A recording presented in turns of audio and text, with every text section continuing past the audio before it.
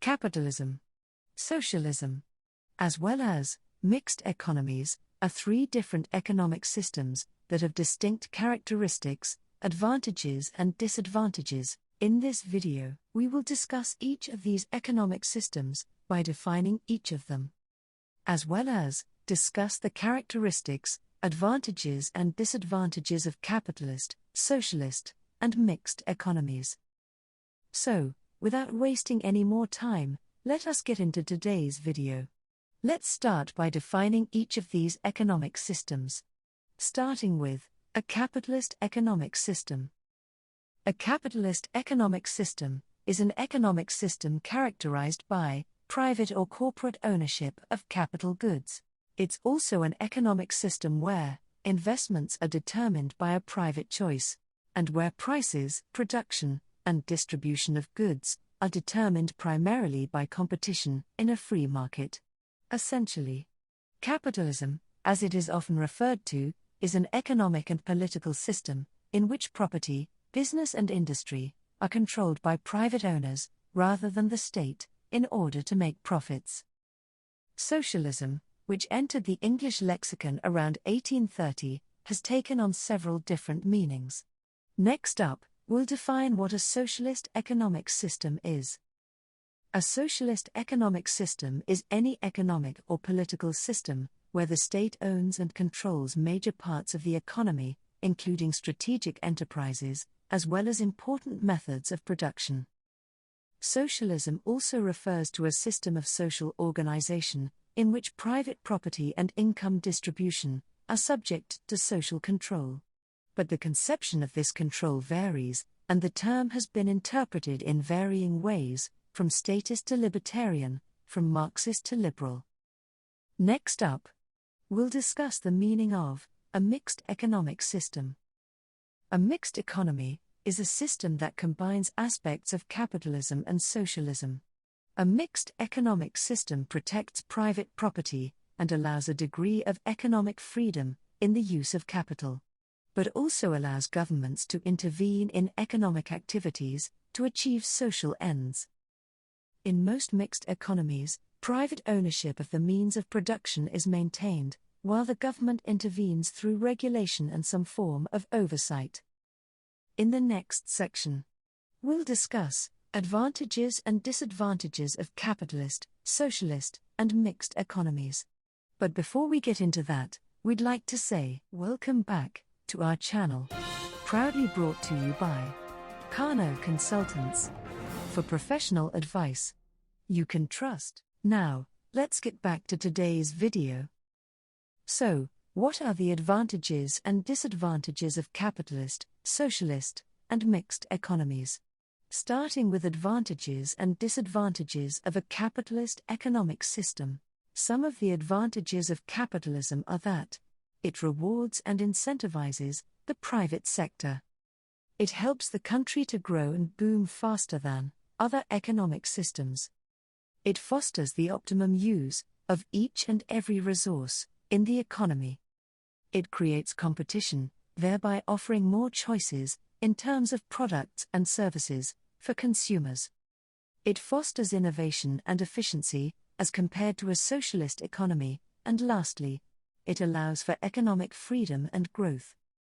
Some of the disadvantages of capitalism include contributing to income inequality, which will lead to an increased gap between the rich and the poor. Under capitalism, larger corporations and businesses tend to become monopolies. There is often potential for market failures, and a lack of social safety nets for those who may not be able to compete in the market. Next up, we'll discuss the advantages and disadvantages of a socialist economy. Some of the benefits of socialism are as follows. The government treats citizens as equals, and the wealth generated by employees is shared equally among all. The government manages the means of production, ensuring that the use and distribution of resources is equitable. Private companies are mostly prohibited to exploit the means of production for personal gain. Socialism further narrows the class gap between rich and poor because wealth is distributed to everyone. Some of the disadvantages of socialism on the other hand, include a socialist economy most often tend to create a significantly higher tax burden for individuals. Since there is no incentive for entrepreneurship, there is often lack of motivation for building businesses from scratch. Socialism forces the government to do most, if not all, of the public spending, which could lead to an increase in government debt. There is also high levels of regulation, which leads to lower levels of investment, and ultimately lower economic growth, when compared to capitalism. Lastly, we'll discuss the advantages and disadvantages of a mixed economic system. But before we do that, we are excited to announce our podcast, Kano Talks. This is where we talk about everything relating to public administration, public management, and public finance. So, if you are interested in the fields of public administration, political science, public finance, and the overall management of the public sector, including the running of government, then make sure you follow us or subscribe to our podcast show on the audio streaming app of your choice. Now, let's get back to today's video. As previously indicated, a mixed economic system is a system that combines the elements of both a free market economy, as well as elements of a planned economy derived from socialist ideologies. Let's take a look at some of the benefits of a mixed economy. Resources are allocated efficiently to where they are needed the most, in the private sector. There is moderate and well-regulated competition. Innovation and efficiency is also encouraged. A mixed economy also alleviates the risk that some industries that are essential to social welfare being neglected by the private sector. A mixed economy also comes with some criticism. Here are of some of them. The level of government interference in a mixed economy is substantially larger than in a free market-based economy. It places a larger focus on welfare spending and economic influence.